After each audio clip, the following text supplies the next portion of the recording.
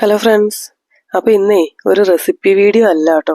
ഞാൻ ഇതിലൂടെ ഒരു കാര്യം, അതായത് ഒരു സീക്രട്ട് പറയാൻ വേണ്ടിയിട്ടാണ്. അതായത് ഈ ഓലനെ കൊണ്ടുള്ള സവിശേഷതകൾ, ഓലൻ്റെ പ്രത്യേകതകൾ അത് പറയാൻ വേണ്ടിയിട്ടാണ് ഇന്നൊരു വീഡിയോ ചെയ്യുന്നത്.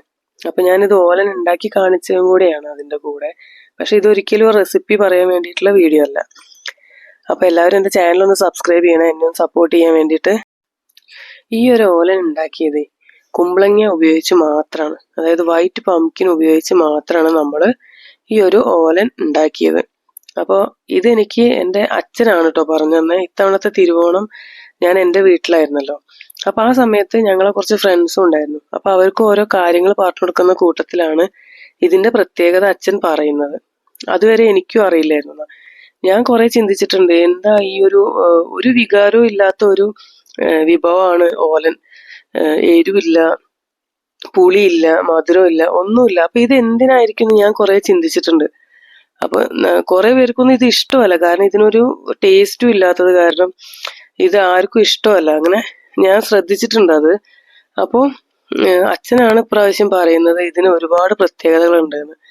അപ്പൊ അതൊന്ന് നിങ്ങളായിട്ട് ഷെയർ ചെയ്യാന്ന് വിചാരിച്ചിട്ടാണ് ഞാൻ ഈ ഒരു വീഡിയോ ചെയ്യുന്നത്. അല്ലാതെ ഇത് ഒരിക്കലും ഒരു റെസിപ്പി പറഞ്ഞു തരാൻ വേണ്ടിയിട്ടുള്ള ഒരു വീഡിയോ അല്ല കേട്ടോ. അപ്പോൾ പണ്ടുള്ളവരെ കുമ്പളങ്ങ ഉപയോഗിച്ച് മാത്രമാണ് അത്ര ഓലൻ ഉണ്ടാക്കുക.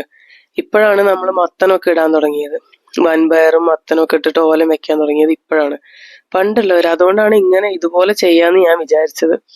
അച്ഛൻ പറഞ്ഞു തന്ന അതേപോലെയാണ് ഞാനിപ്പോൾ ഇത് ചെയ്യുന്നത്. അപ്പൊ അതേ ആ പ്രത്യേകതകളും കൂടെ നിങ്ങൾക്ക് പറഞ്ഞു തരാമെന്ന് വിചാരിച്ചു.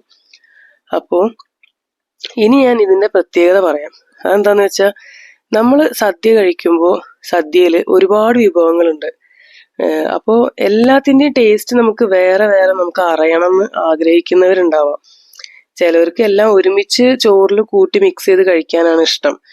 പക്ഷെ ഒരുപാട് പേർക്ക് ഇതിന്റെ സെപ്പറേറ്റ് ടേസ്റ്റ് അറിയണമെന്ന് ആഗ്രഹം ഉണ്ടാവുമായിരിക്കും. അപ്പോൾ നമ്മളിപ്പോൾ ഒരു അവിയൽ കഴിച്ചിട്ട് പിന്നെ കൂട്ടുകറി കഴിക്കുമ്പോൾ നമുക്കൊരിക്കലും അതിന്റെ ടേസ്റ്റ് വേറെ വേറെ അറിയാൻ കഴിയില്ല. നമ്മൾ ഓൾറെഡി അവിയൽ കഴിച്ചതാണ്. അപ്പൊ അവിയലിന്റെ ടേസ്റ്റ് നമ്മളെ വായിലുണ്ട്, നമ്മുടെ നാവിലുണ്ട്. അപ്പൊ നമുക്ക് ഒരിക്കലും പിന്നെ ഒരു കൂട്ടുകറി കഴിക്കുമ്പോൾ അതിന്റെ പ്രോപ്പർ ടേസ്റ്റ് നമുക്ക് മനസ്സിലാക്കാൻ പറ്റിയെന്ന് വരില്ല. കൂട്ടുകറിന്റെ ശരിക്കുള്ള രുചി എന്താന്ന് നമുക്ക്, അങ്ങനെയാണ് ഓരോ വിഭവങ്ങൾ കഴിക്കുമ്പോഴും. അപ്പോ നമ്മൾ ചെയ്യേണ്ടത് എന്താന്ന് വെച്ചാൽ, അവിയൽ കഴിക്കുക, അതിനുശേഷം നമ്മൾ ഈ ഒരു ഓലൻ കഴിക്കുക.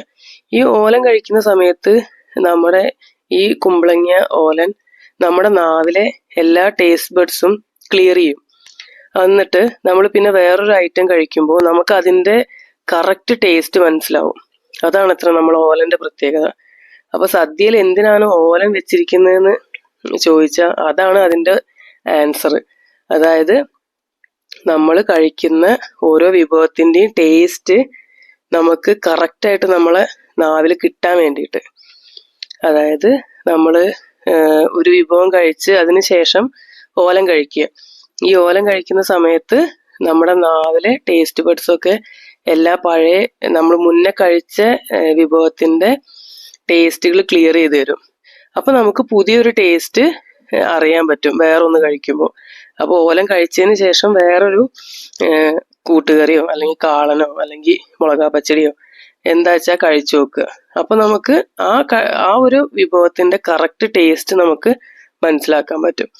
അതിനാണ് നമുക്ക് സദ്യയിൽ ഓലൻ കൊടുത്തിരിക്കുന്നത്. നമ്മൾ എവിടെ പോയാലും ഏതൊരു സദ്യ കഴിച്ചാലും ഓലൻ ഇല്ലാത്തൊരു സദ്യ ഉണ്ടാവില്ല. അപ്പൊ അതാണത്ര അതിന്റെ പ്രത്യേകത. ഞാനും ഇപ്പോഴാട്ടോ അത് അറിഞ്ഞത്.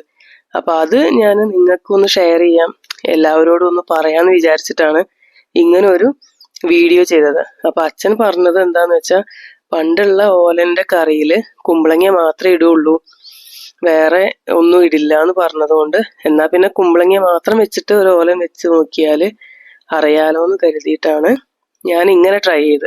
അപ്പൊ നിങ്ങൾക്ക് ഇത് പറഞ്ഞു തരുകയും ചെയ്യാലോ. അപ്പൊ ഇതിലേക്ക് നാളികേരപ്പാലാണ് ഞാൻ ഒഴിക്കുന്നത്. അതിനുള്ള പാല് പിഴിഞ്ഞ് വെച്ചിട്ടുണ്ട്.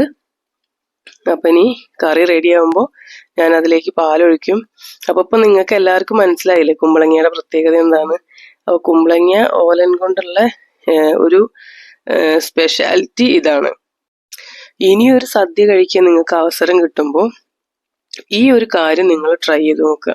അച്ഛൻ അങ്ങനെ പറഞ്ഞതിന് ശേഷം ഞാൻ തിരുവോണത്തിന്റെ അന്ന് സദ്യ കഴിച്ചപ്പോൾ ഞാനിതൊന്ന് ട്രൈ ചെയ്ത് നോക്കി. അപ്പോൾ ഇത് കറക്റ്റാന്ന് എനിക്ക് തോന്നി കേട്ടോ.